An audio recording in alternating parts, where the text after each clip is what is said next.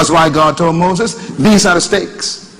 Thou shalt not commit adultery, thou shalt not steal, thou shalt not bear false witness, thou shalt not covet your neighbor's goods, thou shalt not kill, thou shalt not kill yourself without working and resting. He gave specifics. These are stakes.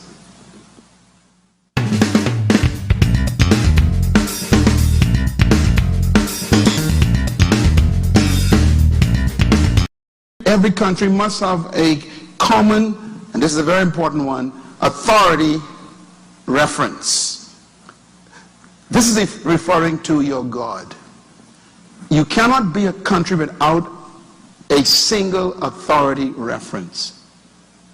God says to the children of Israel, you shall have no other gods before me. Then he says, you'll make no graven images of anything that I created. Secondly, you won't worship any other God. God was clear. Now he said, now we can talk about honoring your father, your mother, and don't steal, and all this stuff. Rest once a day, once a week, make sure take care of yourself, don't covet. But let's first of all clear the air. You only got one God. The reason why that's important is because, and I hope you understand me when I say this, democracy without God is humanism. Yes. Yes. What is humanism? Some of you may have studied that in school, in college, but humanism is the man being the measure of what is right or wrong, good or bad, true or false. The human becomes the measure. That's humanism. In other words, the human is God. Now, if you study the concept of democracy, democracy is built on humans as the power. They say the power is in the people. Remember that?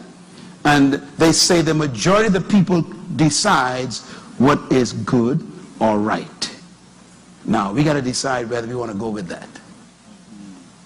That means no matter how wrong a thing may be, if most of the people agree for it, they can make it right. In their eyes, of course. So, the problem is, if there's a God as a reference, then if you and I come up with a consideration, a bill, a legislation, an idea, a law to debate, we have to refer it to his standard. If he's not there, then we decide whether it's right or wrong. That's called humanism. Humanism manifests itself in a word that you want to write down again: relativism. Relativism. Relativism simply means that things are good or bad based on what's relative to you. It's relative. If I believe it's okay, then you leave me alone. I do what I feel like, and you mind your own business. If I like it, I like it. If you don't like it, leave me alone. So that's relativism. Relativism also says that there's no ultimate truth. That truth is relative to the person's perspective. Yeah, situational ethics, they call it. So what is ethical depends on the conditions at the time, which means that there's no standard to measure anything by. Now, many people want this badly because they want to have their own way. A nation that has no reference to measure its right or wrongness against is a humanistic nation. Now, let me give you the word they use in my country for that.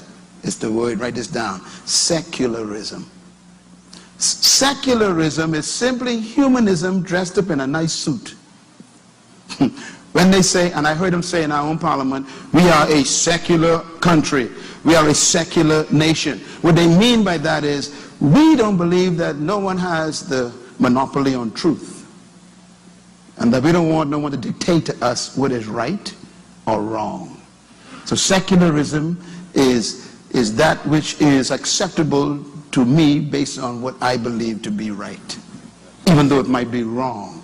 Anybody confused yet? That's exactly how you are when you are a humanist. You are confused because there's no stake to measure anything by. Now the problem with that is that goes against natural law, because the whole universe is designed in such a way that God has established permanent stakes that you cannot violate. For example, your mouth and your eye and your teeth are specifically designed to fulfill certain duties. Your eye cannot hear. It has a limitation. There's a law of the eye. It cannot hear. It cannot talk. So you and I can vote that the eye should hear. And we can win the vote. 90% agree the eye should hear. What happens to the eye? I told you that natural law have no respect for human law. So there is a stake in the ground. What we need to do as nations is study the stakes. That's why God told Moses, these are the stakes. Thou shalt not commit adultery. Thou shalt not steal. Thou shalt not bear false witness. Thou shalt not covet your neighbor's goods. Thou shalt not kill.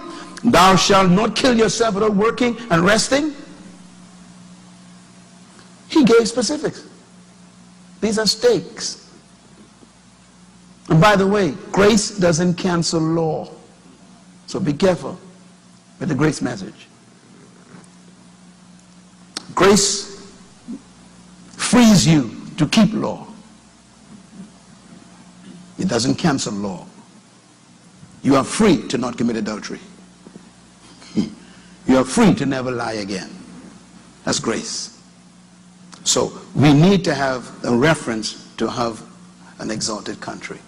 And this is why it's important for the role of those who are the, can I use the term guardedly please, those of us who have the stewardship of maintaining the presence of God in the country, in the national psyche. Those people must be protected. And if those people are silent, then the voice of God is silent. Therefore, the reference is silent. And therefore, men do things that are unbelievable. The Bible says there's a way that seems right unto men. That's humanism. If it's right for me, it's okay. That's humanism. So we don't have the right to decide what is right. That is pre-established. You and I are not here to debate with God, but to obey God. Am I coming through a little bit? So nations need to understand.